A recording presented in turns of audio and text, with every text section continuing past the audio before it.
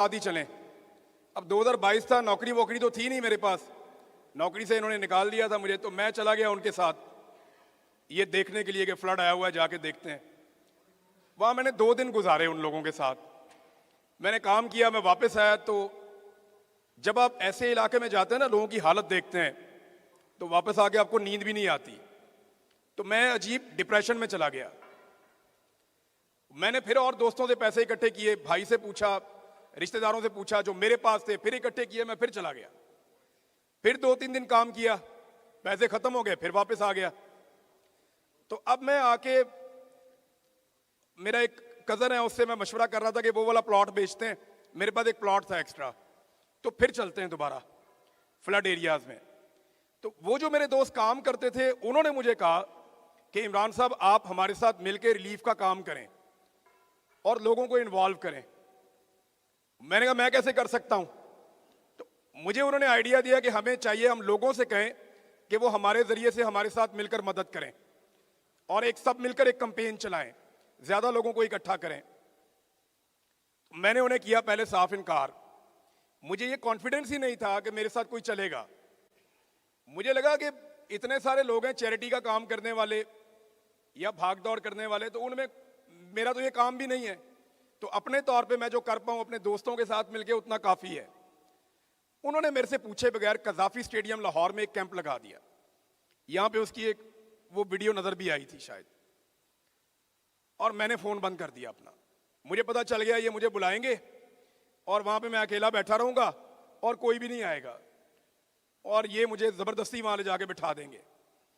मैं सो रहा था, मेरे भाई ने आके मुझे उठाया, उन्होंने कहा भाई जल्दी उठे, कदाफी स्टेडियम जाना है। मैंने कहा जी वहां क्या? कहते जी वहां कोई 1000 से ज्यादा लोग खड़े हुए हैं और वो ये कह रहे हैं कि इमरान रियाज को लेकर आओ, हम उसको देंगे मदद जो हमने देनी है। मुझे इन्होंने घर से उठाया, लेकर गए। पहले दिन लोगों ने वहां पे, मैं मेरे ख्याल 1.5 घंटा रहा हूं, 80 लाख रुपया वहां पे हमें इकट्ठा हो गया और हमने फिर काम शुरू कर दिया।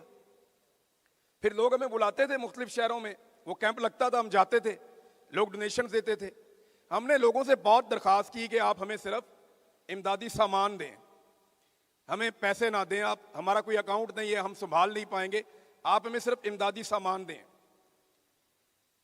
इतनी अल्लाह ताला ने बरकत डाली, इतना मैंने काम किया। शहीद अरशद शरीफ की शहादत के दिन तक हम ये काम करते रहे, अक्टूबर तक। 23 अक्टूबर को वो शहीद हो गए थे।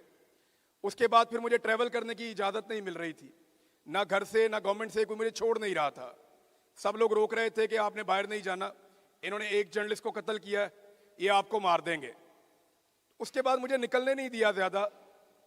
लेकिन मैं आपको कुछ फिगर्स बताता हूं जो मेरी टीम ने कलेक्ट किए। एंड ऑफ द डे हमने 5 खैमा बस्तियां लगाई थी, उन सब में लोग कई महीनों तक रहे, वहां उन्हें खाना मिला, उनको अद्वियात मिली, मेडिकल कैंप्स हमारे चलते रहे, और 2100 से ज्यादा मकानात हमने दोबारा तामीर करवाए थे। ये जो बलूचिस्तान में घर गिर जाता है ना, ये आपको लगता होगा बहुत महंगा, नहीं, वहां पे 50,000 के अंदर उनकी छत पड़ जाती है। इसके अंदर एक वीडियो आपने देखी भी होगी, वो लोहे के गार्डर के ऊपर वो छत पड़ी हुई है।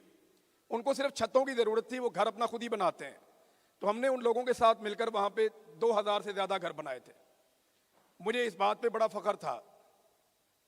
तो जब मुझे ISI ने उठाया बाद में, तो उस वक्त कभी कभी मैं इन दिनों को याद करता था। यानी बहुत सारे दिन आपको याद रहते हैं, भूल भी जाते हैं।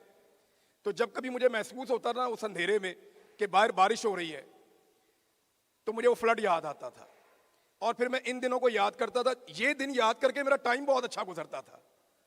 यानी उस कैद के अंदर अकेले पड़े हुए आदमी को भी एक सहारा था कि मैंने ये टाइम गुजारा अपने लोगों के लिए, अपने लोगों के साथ। मेरे जिंदगी का ये गोल्डन टाइम था। मैं अभी फिर इन्हीं लोगों के बीच में मुझे होना चाहिए था उसूलन। थोड़े दिन पहले मैं इसके बारे में सोच भी रहा था, तो ये इधर जफर भाई वगैरह बैठे हुए हैं, इन्होंने मुझे मना किया। इन्होंने कहा जनाब आप पाकिस्तान जाएंगे तो सैलाब भी गुजर जाएगा, आप अंदर ही रहेंगे, आप कोई मदद नहीं कर सकेंगे। फिर हमने ये तरीका बनाया, हम यहां से मदद करेंगे। सबसे पहले वहां एक अंकल बैठे हुए हैं, उन्होंने और मेरे फादर ने मिलके पाकिस्तान में कुछ जगह के ऊपर खाने पीने का बंदोबस्त किया। वहाँ हमारे दोस्त जो हैं वो खाना खिला रहे हैं, ये यहाँ से फंडिंग करते हैं। अब हम इसको एक्सपेंड करने जा रहे हैं। वहाँ लोगों के हालात बहुत ख़राब हैं। मैं आपको थोड़ी सी चीज़ें बताता हूँ एक तो अपने जहन में आप लोग ये रख लें कि वो गरीब लोग नहीं है।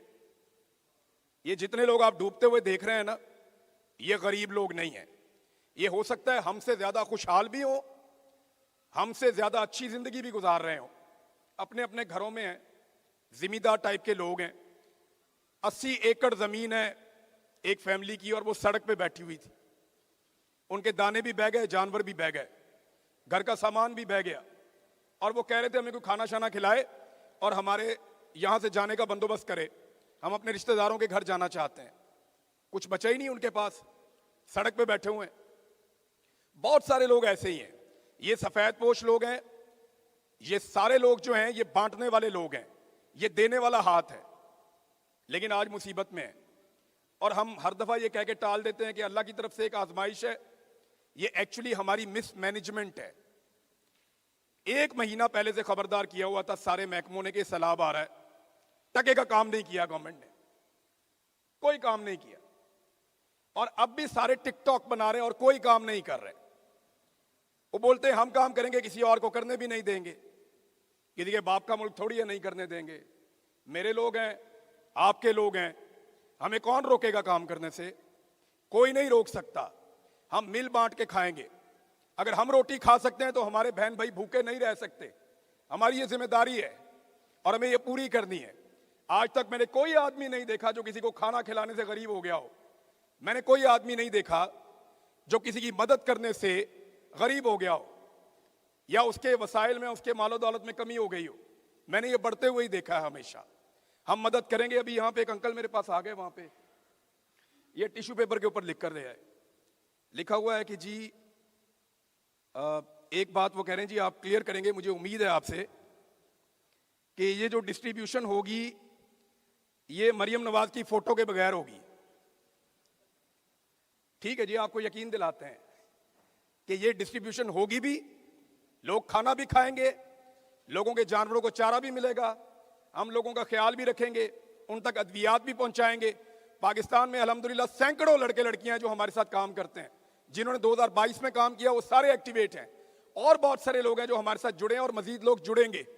हम आपको यकीन दिलाते हैं कि सब तक कोशिश करेंगे पहुंचने की, इमदाद पहुंचाने की, और किसी की सियासी ख्वाहिश पूरी किए बगैर ये कोशिश करेंगे। अब हमारी शक्ल पसंद नहीं है ना, देखो मेरी शक्ल पसंद नहीं है, नहीं लगाता हूं।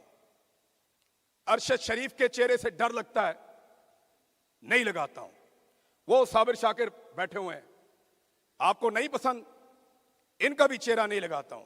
लेकिन एक चेहरा ऐसा है इस मुल्क में जिसको आप नहीं उतार पाएंगे। हम अपने हर कैंप पे कायदे आजम का फोटो लगाएंगे।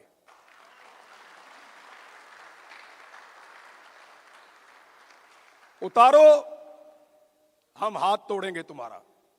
जो कायदे आजम का फोटो उतारेगा उसको हम निशाने इबरत बनाएंगे, उनकी नस्लों को याद दिलाएंगे कि तुमने ये हरकत की थी। ब्यूरोक्रेसी को मैं ये कहना चाहता हूं, ये जो पंजाब में काम कर रहे हैं, ये वाला फोटो ले आओ, ये शक्ल लगाओ तो खाना खिलाएंगे, वरना नहीं खिलाएंगे।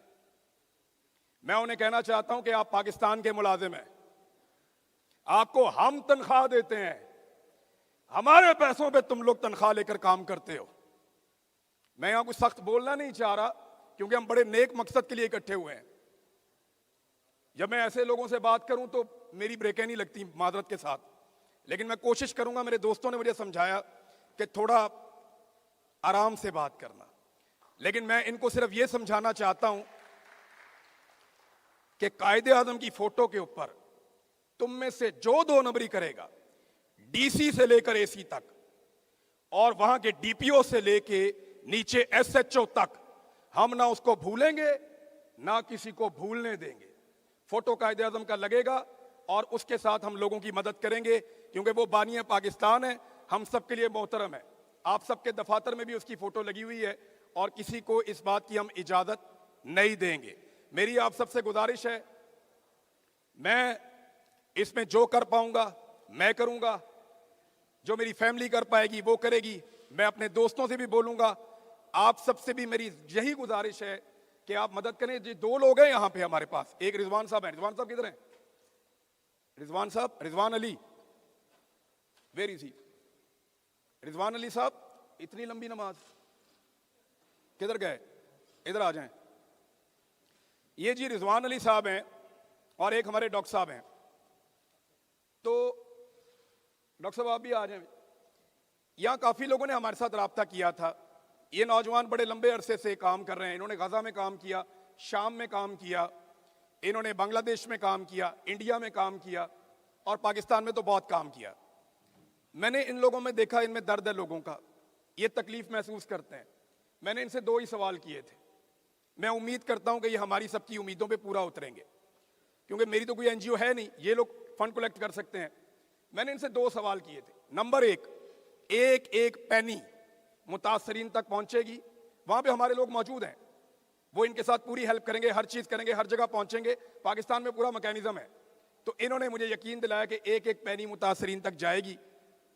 दूसरा, मैंने इनको यह भी कहा कि हमारे साथ काम करोगे तो उसका रिएक्शन आएगा, आपके लिए मुश्किलात पैदा होंगी, हो सकता है आप पाकिस्तान ट्रैवल ना कर सकें बाद में।